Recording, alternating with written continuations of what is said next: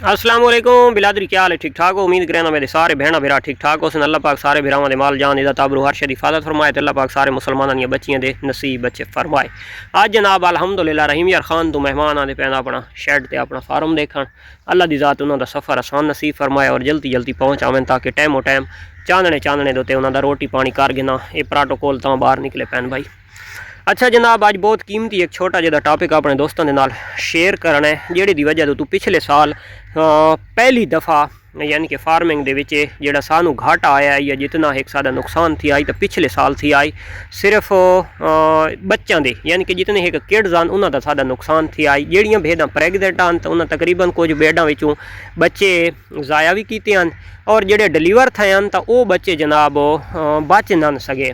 ठीक है, तो वो असल जड़ा अच्छा उस दे काफ़ी सारे बच्चे शुरू तो यानी कि माजूरी की हालत के ही पैदा थी वैन और अगर सेहतमंद पैदा थी वन तो बचते नहीं, वो उन्होंने नुकसान थी रहा है। तो वो मैदा पिछली दफ़ा थी आई, हालांकि पिछले साल डॉक्टर साहब इत्थे आए हुए, वैक्सीन इत्थे आई हुई, असां जनाब इत्थे बैठ रहे से रोटी छोटी खाना वगैरह सारा कुछ खादा आई। वड्डे जानवरां असां वैक्सीन की आई जा, लेकिन असां भेड़ां नूं नाई की क्यों कितना अरसा मैनू थी गया तो मेरे नाल ही चाहिए यह आई कि भेड़ बकरी दी ये वैक्सीन भी नहीं और भेड़ बकरी दी ये बीमारी भी नहीं और डॉक्टर साहब और यह कहना हाई कि ये जनाब इन्हां दी ये बीमारी नहीं है और लिहाजा इन्हां नूं वैक्सीन लावना फजूल है।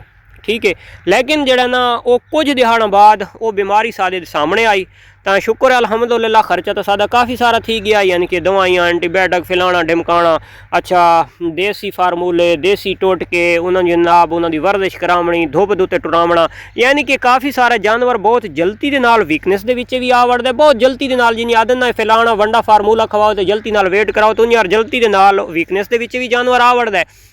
और उस तो इलावा जड़ा ना जानवर जड़ा प्रैगनेंट होंदा है बच्चे का नुकसान भी थींदा है और जो छोटे किड्स होंदे उन्हां दे उत्ते ज़्यादातर ये मसला अटैक रहिंदा है। ठीक है, मवाद केड़ी थी सी जानवर टुर ना सकसी खुर पग पोसन मूँह पग पोसी जानवर नूं टंपरेचर बेतहाशा सी जानवर छां की बजाय धुप दुते बावना पसंद करे सी। ठीक है, तरह तरह दियां होर भी काफ़ी सारे जड़े ना अलामात ज़ाहिर करेंदा है तो उस असल बीमारी का नाम है मूँह खुर।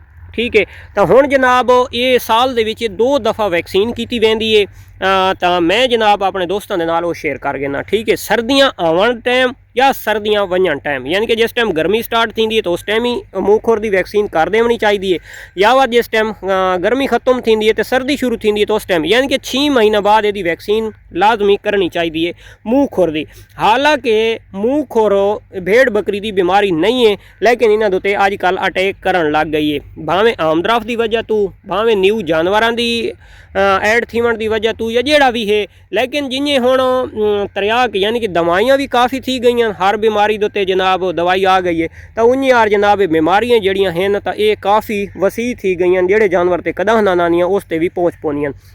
जानवर की जनाब जी ये है मूँह खुर यदियाँ अलामात 7 ये बयान करे ना जितना एक मैनू समझ लगी है या जितना मैं एक आसू पासू नॉलेज गिद्दा है तो वो काफ़ी सारा टाइम लग वैसी लेकिन जड़ा ना जी सानू मिलती पई असां उस वास्ते तक कर घिननी चाहिए ना क्योंकि काफ़ी सारे मुल्कों के विचों भी ये यानी कि पाकिस्तान के ट्रैवल करके आई वधी है बीमारी।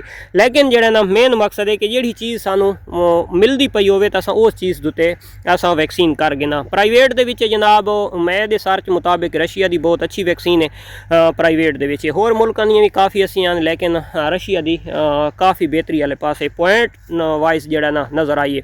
लेकिन जड़ा ना असां भाई रशिया मशिया कोना पे गिंदे असां यानी कि एक सरकारी वाले पासे वेंदे पे एक मैं आम एक फार्मर वास्ते छोटे फार्मर वास्ते जेडे उन्हां दोस्तां दे नाल मैं मुखातिब जेडे वड्डे फार्मर हैं वो उन्हां काफ़ी अरसा पहले दियां करवा छोड़ियां चाहे बकरे छतरे रखी पैन कुर्बानी दे ते चाहे वड्डे गोट फार्मर हैं। मैं एक छोटे फार्मर वास्ते ये वीडियो रिकॉर्ड करेंदा पिया कि तुसां जनाब सरकारी हस्पिटल दे विच वञो उत्थे पहले नंबर के उत्ते थोड़े हैं तो 1-2 जानवर है तो थाई घिन के वञो उन्होंने आखो सानू वैक्सीन करके दो। अगर ज़्यादा हैं तो उत्थे वन के अपना सोना आई डी कार्ड नंबर लिखवाओ ये वो तो अपना एक प्रोसीजर पूरा करे सन तो तुहानू वैक्सीन दे छुड़े सन। दवाई की अलहदा अलहदा मिकदार होंदी है हर कंपनी की वरना ज़्यादातर भेड़ बकरी नूं 1 ml ही मूँह खुर की वैक्सीन लगाई वेंदी है। वड्डे जानवर नूं तकरीबन 2 ml लगाई वेंदी है और छोटे नूं 1 ml ही लगाई वेंदी है। ठीक है, तो वो जनाब तुसां उथों घिन के आसो लेबल तो पता लग ਲੱਗ ਪਈ ਸੀ ਜਿਹੜੀ ਕੰਪਨੀ ਦੀ ਸੀ, ਤੇ ਡਾਕਟਰ ਵੀ ਤੁਹਾਨੂੰ ਦੱਸਾ ਛੁੜੇ ਸਨ। ਇਹ ਜਨਾਬ ਵੈਕਸੀਨ ਆਣੋ ਆਪਣੇ ਜਾਨਵਰਾਂ ਨੂੰ ਹਰ ਹਾਲ ਦੇ ਵਿੱਚ ਕਰ ਦਿਓ। ਤਾਂ ਮੈਂ ਹੁਣ ਪਿਛਲੇ ਸਾਲ ਦਾ ਉਹ ਆ ਦਿਨ ਨਾ ਬਈ ਸੱਪਾਂ ਦੀ ਦਰੀ ਟਿੰਡਾਣਾ ਤੋਂ ਡਰਦੀ ਏ, ਤਾਂ ਹਲ ਕੇ ਕਿਤਨਾ ਅਰਸਾ ਥी गए सानू कदा असा मूँह खुर की अलामत भेड़ बकरी दे विच दिखी भी नहीं। अच्छा साडी जिहड़ी जबान है इत्थे सरेकी या साडे जिहड़े बखर दे लोग हैं तो वो इसनूं मूँह खुर वाले पासे आंदे नहीं। वो भेड़ बकरी दी अगर ये अलामत आ वञे तो उसनूं पोर आदन, ते अगर गाय भैंस दे विच आ वञे तो उसनूं मूँह खुर पूरा आदन। और जड़ी है या मूँह खोर है ये सेम हिको चीज़ है। काफ़ी लोगों की जबान तो ये यानी कि कहीं होर इलाके दे विच शायद इस तो होर मुख्तलिफ नाम याद हो सन। तो इसकी अलामत यह है कि जानवर जनाब दोपहर टाइम गर्मी के टाइम नूं धुप दे उत्ते बाहना पसंद करेंदा, वो छां दे उत्ते नहीं बांहदा। टंपरेचर थी सी जानवर नूं अच्छा खावना पीवना जानवर छोड़ वैसी दिन ब दिन तले आवन लग वैसी, यानी कि कमज़ोर कमज़ोर कमज़ोर थीवन लग वैसी। बिल्कुल ठीक ठाक खलोता खलोता होया जानवर गुडावन लग वैसी। सोंब जनाब दिखसा तो इतना कोई पहले पहले खराब ना होसन, बाद दे विच सामने वाजे नज़र आंदा है। उस दे विच जनाब पिछले साल जिहड़ा असां करेंदे रहा से गर्म जिहड़ी रेत है तो ये भी सटेंदे रहा से एज ए टकोर वास्ते। और जनाब होर भी काफ़ी सारियां पोटाश वगैरह दा पानी नीम गर्म करके उसकी टकोरी कीती वैंदी है, नीला थोथी दी कीती वैंदी है।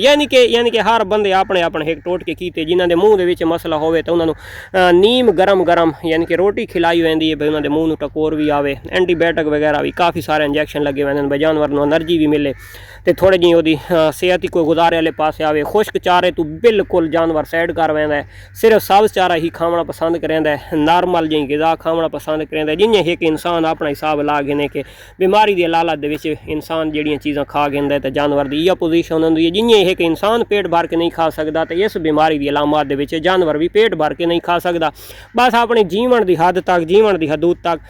और इस दे ऐसे एक जरासीम हैं कि वो अगर ख़त्म थी वने जो जानवर थोड़े दिनों का थोड़े अरसे का प्रैगनेंट होवे तो वो भी कुछ महीना बाद आके जिस टाइम वो डिलीवर करे सी तो वो बच्चे दे विच असरात वत भी आ वड़ सन, यानी कि मजूरी पान आ वड़ सी जानवर बच्चे की जड़ा तो सेहत पूरी कोन हो सी, बच्चा वीकनेस दे विच डिलीवर थी सी। तो यानी कि काफ़ी सारे जड़े ना मामलात फार्मर दे नाल आ सकते हैं। तो लिहाजा मैं दी तो ये मशवरा है अपने दोस्तों को, तो ये गुजारिश है कि तुसां जनाब अपने जानवरों को वैक्सीन करवाओ। जेडे वड्डे फार्मर हैं जिन्हां दी जान अफोर्ड करेंदी है तो तुसां एक अच्छे मेडिकल स्टोर वाले नाल राबता करो, कोई यार दोस्त है अच्छा डॉक्टर है जेड़ी वो तुहानूं रैकमेंड करदा है अच्छी वैक्सीन, जो अगर सरकारी दे विच है तो सरकारी दी वैक्सीन गिनो तो अपने जानवरों को जनाब तुसां मूँह खुर दी वैक्सीन कराओ। तो इंशाअल्लाह जनाब असां भी फ़ोन कर छोड़ा तो कल तो इंशाअल्लाह साडी भी तकरीबन वैक्सीन पहुँचा सी तो इंशाअल्लाह असां भी कर देसां। एक काफ़ी दिन पहले लग वजनी आई लेकिन इसे सोच विचार दे आखिर के यानी कि नतीजा ये निकला कि मैं अपने दिल के नाल भी भेड़ लाड़ करके तो आखिर नतीजा ये निकला कि यार वैक्सीन लवा देनी चाहिए। ये आई जनाब आई दी वीडियो, मिलते हैं इंशाअल्लाह एक नैक्सट वीडियो जी, तब तक दे सो इजाज़त, अल्लाह हाफिज़।